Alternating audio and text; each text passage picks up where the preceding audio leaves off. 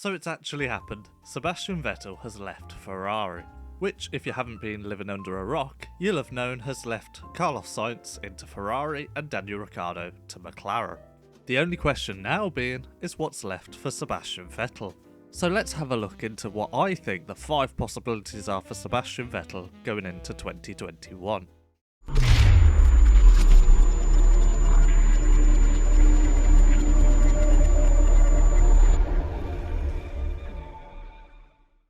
So before I get into Sebastian Vettel's 5 possibilities, it all depends on what his intentions are. Now, if we have a look at his own press release, my relationship with Scuderia Ferrari will finish at the end of 2020. In order to get the best possible results in this sport, it's vital for all parties to work in perfect harmony. The team and I have realised there is no longer a common desire to stay together beyond the end of this season. Financial matters have played no part in this joint decision. That's not the way I think when it comes to making certain choices, and it never will be. He then also goes on to say, what's been happening in these past few months has led many of us to reflect on what our real priorities in life are. One needs to use one's imagination and to adopt a new approach to a situation that has changed. I myself will take the time I need to reflect on what really matters when it comes to my future.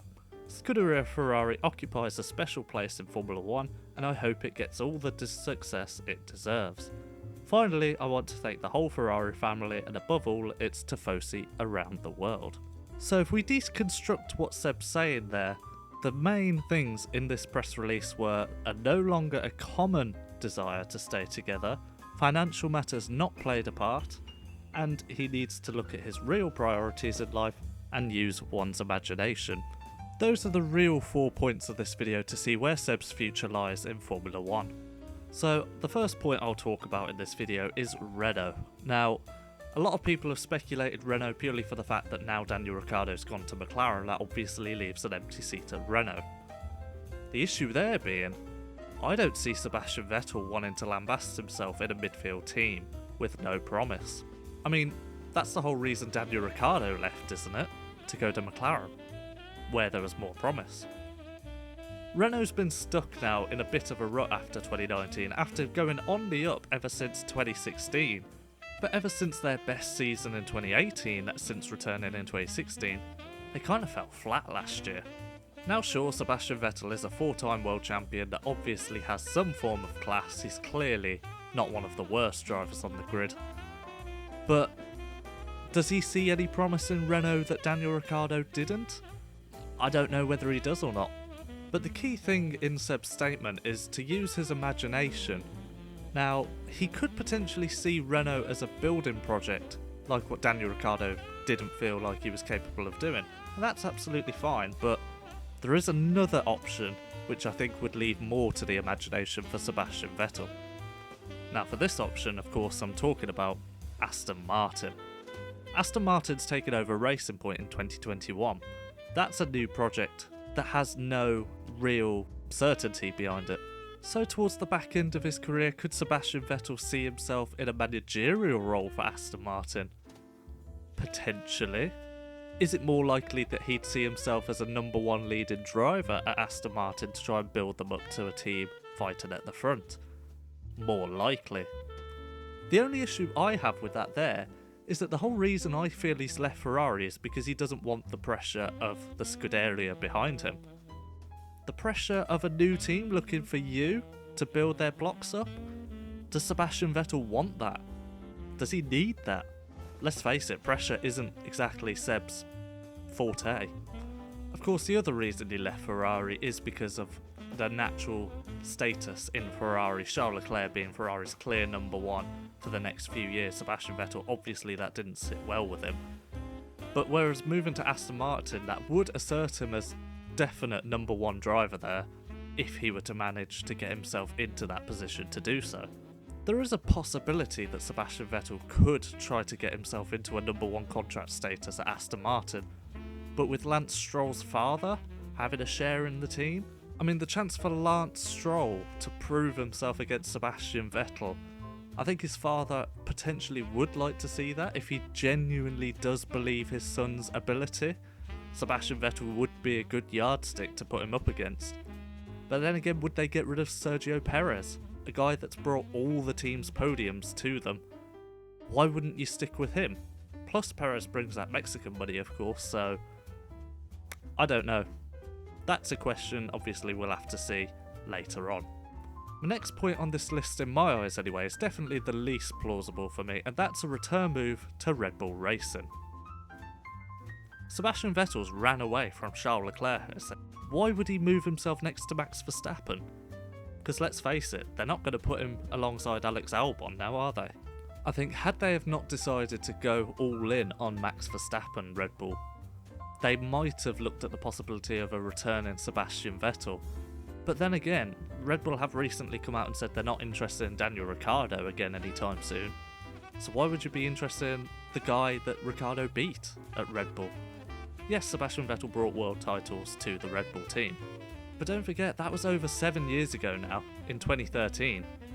I don't think Sebastian Vettel has a place ever in Red Bull Racing in my eyes. They don't need that experienced driver anymore like they needed with David Coulthard when that first began. For me, Sebastian Vettel and Red Bull Racing, that chapter is forever done. He could potentially go back there, of course, as like we've seen with Fernando Alonso at McLaren. He could become a team advisor, he could even become a team principal if that's really the route he wanted to go down. That's a possibility. But my next point, it's a controversial one, but I think that's a lot more plausible than even Seb going back to Red Bull Racing. Okay, so you've seen the title, you've seen the thumbnail, Sebastian Vettel to Mercedes Grand Prix. Why, in my eyes anyway, do I see that as more possible than Seb going back to Red Bull Racing? Well, it's only more plausible than Red Bull Racing in the same way that it's more plausible to fly with my arms than it is my nose. I still don't think it's likely to happen. It's just something that I think is more desirable for Seb. After all, Mercedes have won all the championships since 2014. If Seb was to go to Mercedes, would he replace Lewis Hamilton? Or would he replace Valtteri Bottas? It could go either way.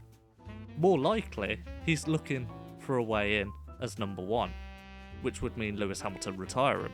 The question is, do I see Lewis Hamilton retiring at the end of 2020? Had the season gone down as normal? Potentially. To go off and do his fashion brand deals or his music or whatever it is he's doing now. But after the season we're having, where it's likely we might not even have a championship event running, I don't see Lewis Hamilton going anywhere in Formula 1. And that takes us on to him replacing Valtteri Bottas.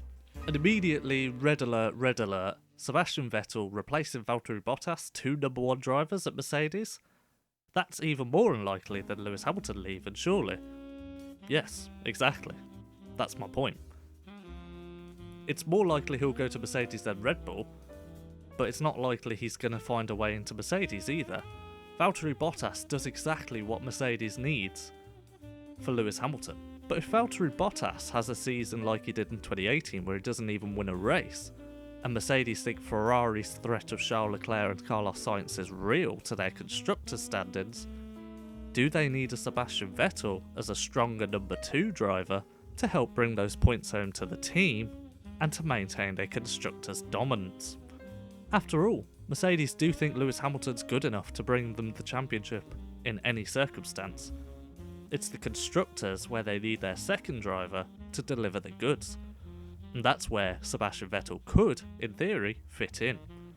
The only issue there being, of course, is if that's what Sebastian Vettel wants, to be a number 2 driver. And of course that takes us all the way back to the reason why he left Ferrari. Because he doesn't want to be number 2 to anyone. So at the summary of all this, Sebastian Vettel essentially doesn't want to play number 2 to anyone.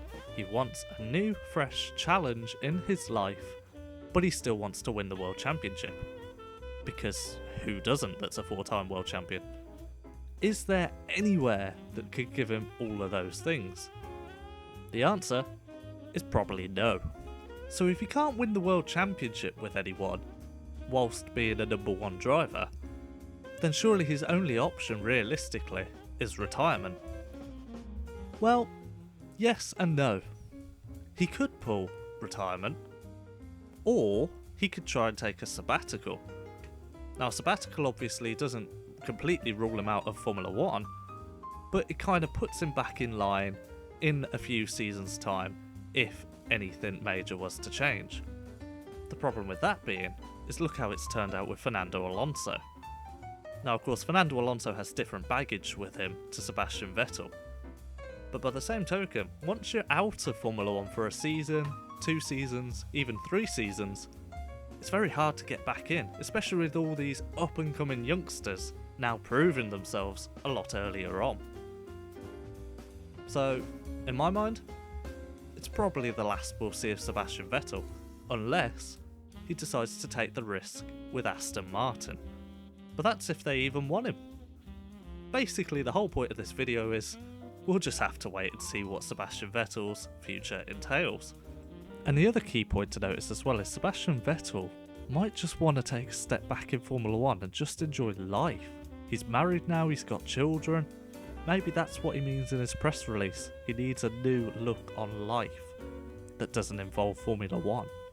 But by the same token, why wouldn't you announce that in the press release that you were just going to retire and just enjoy life? I don't know. Thank you for listening. That's been my thoughts on Sebastian Vettel in Formula 1. There's probably a couple points I've missed out, probably a couple other options people will think up of, but I'll finish on this point.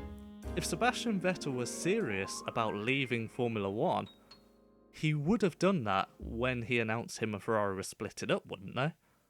I mean, Michael Schumacher did that back in 2006 and 2012. The fact that he's left retirement out of that statement, to me implies he's either unsure what he wants to do, or he's unsure where he wants to go. My bet would put him in the seat of an Aston Martin or a Mercedes number 2. But most likely, he'll just take a sabbatical or something. Let me know what you think down below. Thank you for listening, and I'll see you next time.